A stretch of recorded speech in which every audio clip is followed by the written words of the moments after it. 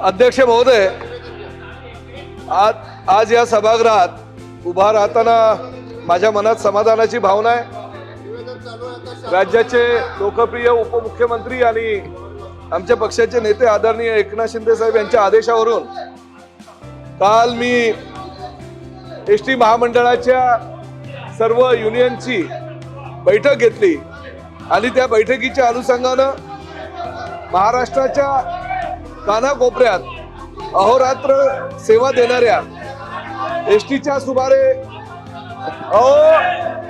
भास्कर जाधव राज्यातल्या 86,000 एसटी कामगारांच्या संदर्भात प्रश्न आहे। 86,000 एसटी कामगार, 86,000 एसटीच्या सुमारे 86,000 कर्मचाऱ्यांच्या न्याय हक्काला या सभागृहातील महायुती सरकार दाद देते। अध्यक्ष महोदय, एसटी ही केवळ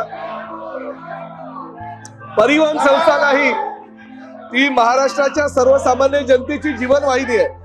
गेली 8 दशके लालपरीने शेतकरी, विद्यार्थी, कामगार, महिला व ज्येष्ठ नागरिक, आदिवासी आणि दुर्गम भागातील लाखो नागरिकांना त्यांच्या आयुष्याशी जोडून ठेवलेले अध्यक्ष महोदय, या लालपरीचा खरा आधारस्तंभ म्हणजे एसटीचे कर्मचारी। उन्हाळा असू द्या, पावसाळा असू द्या किंवा कोणतेही संकट असू द्या, स्वतःच्या कुटुंबापेक्षा प्रवाशाच्या सुरक्षिततेला प्राधान्य देणारे या कर्मचाऱ्यांचे योगदान शब्दात मांडणे अशक्य आहे। अध्यक्ष महोदय, याच कर्मचाऱ्यांच्या अनेक वर्षापासून प्रलंबित असलेल्या न्याय मागण्यांबाबत शासनाने अत्यंत सकारात्मक भूमिका घेतली आहे। मुख्यमंत्री माननीय देवेंद्रजी फडणवीस, उपमुख्यमंत्री माननीय एकनाथजी शिंदे आणि उपमुख्यमंत्री आदरणीय सुनेत्राताई पवार यांच्या नेतृत्वाखालील महायुती सरकारने एसटी कर्मचाऱ्यांच्या भावना समजून घेत हा ऐतिहासिक निर्णय घेतलेला अध्यक्ष महोदय, मला या सभागृहाला सांगताना आनंद होत आहे। राज्य सरकारी कर्मचाऱ्यांप्रमाणे एसटी कर्मचाऱ्यांना महागाई भत्ता 53% 58% करण्यात आलेला अध्यक्ष महोदय, त्याचबरोबर घरभाडे भत्ता 8, 16, 24% 10, 20 आणि 30% वार्षिक वेतन वाढीचा दर 2% 3% करण्यास मंजुरी देण्यात आलेली आहे। अध्यक्ष महोदय, हा ऐतिहासिक निर्णय या सभागृहामध्ये महायुती सरकारच्या माध्यमातून आज मी जाहीर करतो, याचा मला अभिमान आहे। आजपर्यंत आमच्या पक्षाचे नेते आणि उपमुख्यमंत्री एकनाथ शिंदे साहेब यांनी एसटी कर्मचाऱ्यांना भरभरून दिलं। त्या महाविकास आघाडी म्हणत होते, त्यांनी बिघाडी करून टाकली। त्यांच्या कार्यकाळामध्ये कधी नव्हे तो एवढा एसटीचा संप भरकटलेला होता आणि आज एसटी कर्मचाऱ्यांनी आंदोलनाची हाक दिल्यानंतर आंदोलनापूर्वीच आम्ही हा निर्णय घेतला। अध्यक्ष महोदय, या निर्णयामुळे एसटी महामंडळावर सुमारे 45 कोटी रुपयांचा अतिरिक्त आर्थिक भार पडणार असला तरी कर्मचाऱ्यांच्या न्याय हक्कापुढे हा खर्च गौण आहे, कारण कर्मचाऱ्यांचे मनोबल उंचावल्याशिवाय एसटी अधिक सक्षम होऊ शकत नाही, ही वस्तुस्थिती आहे। याचबरोबर कर्मचाऱ्यांच्या महागाई भत्ता, घर भाडे भत्ता आणि वार्षिक वेतन वाढीच्या थकबाकीसह वैधानिक देणी मिळून सुमारे 5,649 कोटी रुपये अदा करण्यासाठी भविष्यामध्ये शासन कटिबद्ध आहे। अनेक वर्षांची ही प्रलंबित मागणी पूर्ण करण्यासाठी आम्ही कटिबद्ध आहोत। मी एसटी कर्मचाऱ्यांच्या सर्व संघटनांचे मनापासून आभार मानतो।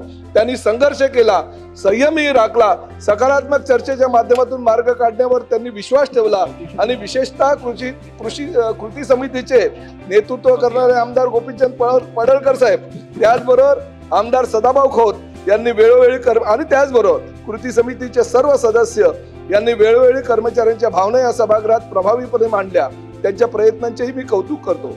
या निर्णयानंतर कर्मचाऱ्यांनी 29 जून रोजीचे धरणे आंदोलन मागे घेण्याचा निर्णय घेतलाय। मी शासन आणि कर्मचाऱ्यांबद्दल परस्पर विश्वासाची मोठी पावती आहे। अध्यक्ष महोदय, आजचा हा निर्णय केवळ वेतनवाढीचा नाही तर विश्वास वाढवण्याचा आहे। हा निर्णय केवळ आर्थिक नाही तर मानवी संवेदनाचा आहे। एसटीच्या प्रत्येक वाहक, चालक, तांत्रिक, कर्मचारी, अधिकारी आणि कर्मचाऱ्यांच्या कष्टाला शासनाने दिलेला हा सन्मान आहे। आपण सर्वांनी मिळून एसटीला आर्थिकदृष्ट्या सक्षम, आधुनिक आणि प्रवाशांच्या विश्वासाला पात्र अशी संस्था बनवायची आहे। कर्मचारी समाधानी असतील तरच लालपरी अधिक वेगाने, अधिक विश्वासाने महाराष्ट्राच्या प्रत्येक गावापर्यंत धावेल, याचा मला पूर्ण विश्वास आहे। सर्व सन्माननीय सदस्यांच्या ज्या एसटीच्या भावना आहेत त्यांनी त्या भावना सभागृहामध्ये व्यक्त केल्याबद्दल त्यांचे मी मनापासून आभार व्यक्त करतो।